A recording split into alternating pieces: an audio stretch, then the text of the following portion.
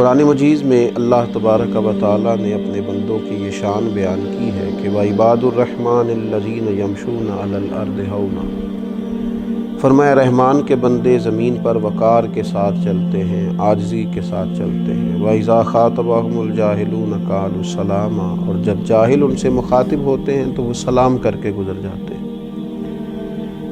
انسان کو اگر عاجزی، عجز، انکساری نصیب ہو جائے تو یہ اللہ تبارک و تعالیٰ کی بہت بڑی نعمت ہے، اور یہ روحانی ترقی کے لیے ایک بڑی مفید چیز ہے۔ جو لوگ عاجزی کی دولت نہیں رکھتے وہ اس بیمار کی طرح ہو جاتے ہیں جو بیمار بھی ہے اور اسے اپنی بیماری کا احساس بھی نہیں ہے۔ آہستہ آہستہ اپنی نیکیوں پر فخر کر کر کے، اپنی نیکیوں کو بڑا جان جان کے، وہ معاذ اللہ اپنی بہت ساری خیر کی چیزوں کو بھی ضائع کر بیٹھتے ہیں۔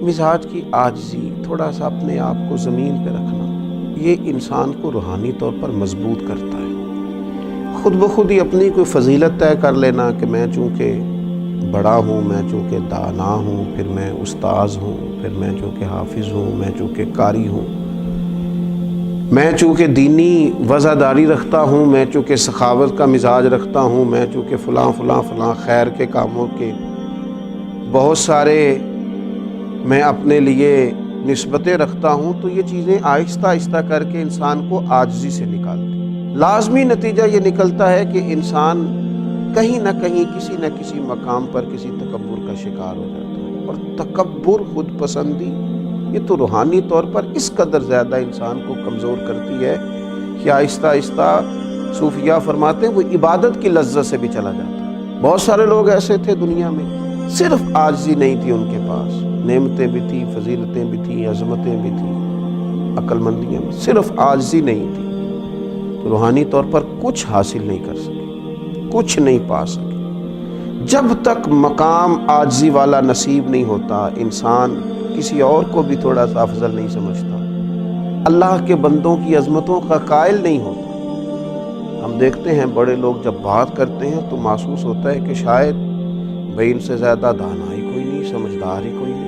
اوہو کیا بات ہے، ان کے بات کرنے سے تو محسوس ہوتا ہے ان کے آگے پیچھے دائیں بائیں کبھی کوئی شخص انہیں ایسا ملا ہی نہیں جو ان سے عمدہ تو کیا ان کے برابر بھی ہو سکے۔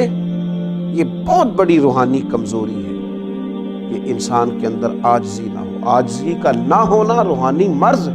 اپنے آپ کو اللہ کے بندوں کے مقابلے میں، اپنے بزرگوں کے مقابلے میں، نیک لوگوں کے مقابلے میں، سخیوں کے مقابلے میں تھوڑا سا غور کیا جائے کہ کبھی کبھی اپنی خامیاں بھی دیکھی جائیں۔ حضرت مجدد الفسانی رحمۃ اللہ علیہ فرماتے ہیں بڑا خوش نصیب آدمی ہے جسے اپنی کمزوریاں نظر آتی ہیں، جسے اپنی غلطیاں دکھائی دیتی ہیں، خوش بخت ہے۔ اللہ کے پیارے رسول صلی اللہ تعالیٰ علیہ وسلم نے ارشاد فرمایا جو اللہ تبارک و تعالیٰ کی رضا کے لیے عاجزی کرتا ہے نا، اللہ تعالیٰ اسے بلندی عطا کر دیتا ہے۔ اللہ تبارک و تعالیٰ اسے عروج دیتا ہے جو رب کی رضا کے لیے جھک جائے، جو جھک جائے اسے ہی تو اللہ تعالیٰ عزتیں عطا کرتا ہے۔ اب دیکھیے نبی اکرم صلی اللہ علیہ وسلم کی خدمت عالی مرتبت میں ایک شخص آیا تو صحابہ کرام چونکہ حضور کا بہت احترام کرتے تھے،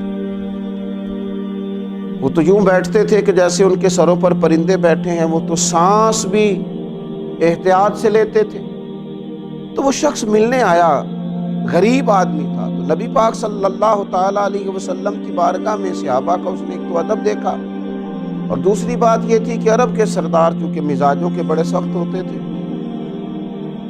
اور ان کے لہجوں کے اندر بڑی تلخی ہوتی تھی، اس نے وہ ساری چیزیں دیکھی تو وہ نا حضور علیہ السلام کی بارگاہ میں کھڑا ہے تو کانپنے لگا۔ نبی کریم علیہ السلام نے تسلی دی، فرمایا کیوں کانپتے ہو؟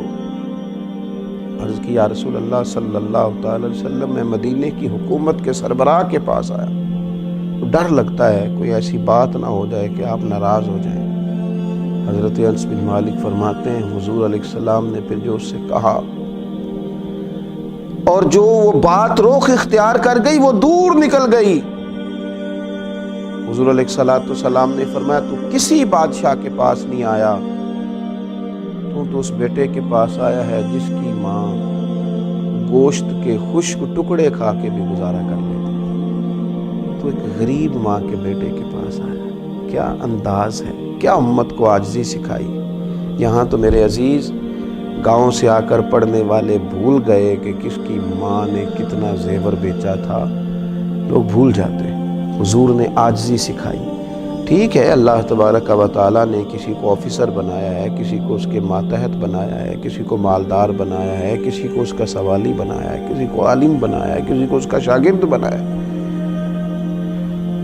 کچھ شیوخ ہیں, کچھ سالکین طریقت ہیں, لیکن یہ کوئی کسی مقام پر یہ بات نہ سمجھ لے کہ جناب فلاں آدمی مجھ سے حقیر ہے, یہ کمتر ہے. یہ تباہ کر دے گا بندے کو روحانی طور.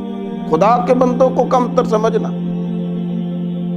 لَقَدْ خَلَقْنَا الْإِنسَانَ فِي أَحْسَنِ تَقْوِيمٍ, ان لوگوں کو حقیر جاننا. کچھ فرق نہیں پڑتا مرتبے میں. مرتبہ انہی لوگوں کا بڑا ہوتا ہے جن کا دل بڑا ہوتا ہے. بڑے وہ ہوتے ہیں جن کا مزاج بڑا ہوتا ہے, ظرف اور حوصلہ بڑا ہوتا ہے. حضرت عمر بن عبدالعزیز رحمۃ اللہ علیہ بادشاہ تھے وقت کے, تو آپ کو ایک غلام اور خادم دیا گیا تھا جو رات کو آپ کی خدمت میں حاضر ہوتا تھا, ساری رات آپ کی خدمت میں رہتا تھا. تو حضرت عمر بن عبدالعزیز رحمۃ اللہ علیہ کے پاس وہ بیٹھا ہوا تھا, رات کو کوئی کام سرکاری چل رہا تھا, تو وہ خادم آپ کا سو گیا. تو جناب عمر بن عبدالعزیز رحمۃ اللہ علیہ جو چراغ قریب جل رہا تھا, وہ چراغ آہستہ آہستہ گل ہو گیا, بجھ گیا. تو حضرت عمر بن عبدالعزیز خود اٹھے, خادم کو نہیں جگایا, اٹھ کے جا کے وہ چراغ ٹھیک کیا, واپس آئے تو ایک شخص پاس بیٹھا تھا. کہنے لگا حضور اس کو جگائیے, یہ غلام کس لیے؟ بہت مشکل ہے. لوگ کہتے ہیں فلانے کو رکھا کیوں ہے, آخر پر وہ کس لیے ہے اگر آپ نہیں کرنا ہے تو. حضرت عمر بن عبدالعزیز رحمۃ اللہ علیہ سے کہا جناب یہ غلام کس لیے؟ کیا اللہ نے اپنے بندوں کو شان دی ہے. اللہ کے بندوں کی باتیں اللہ کے لشکروں میں سے لشکر ہے. حضرت عمر بن عبدالعزیز فرمانے لگے, او بھائی کیا ہو گیا تمہیں؟ میں جب اٹھ کے گیا تھا پھر بھی عمر بن عبدالعزیز ہی تھا, اور جب چراغ ٹھیک کر کے لوٹ آیا ہوں تو پھر بھی عمر بن عبدالعزیز ہی ہوں. میری شان میں کوئی فرق نہیں پڑا. اپنے مزاج میں عاجزی پیدا کی جائے, انکساری پیدا کی جائے, اپنی طبیعت کے اندر اس طرح کا ماحول بنایا جائے جو انسان کو انسان بھی رہنے دے اور محبت والا بھی رہنے دے, اور مسلمان کی جو خاص خوبیاں ہوتی ہیں وہ اس کے اندر پیدا ہونے دے. اللہ تبارک و تعالی ہمیں اس کی سمجھ عطا فرمائے. وما علینا الا البلاغ.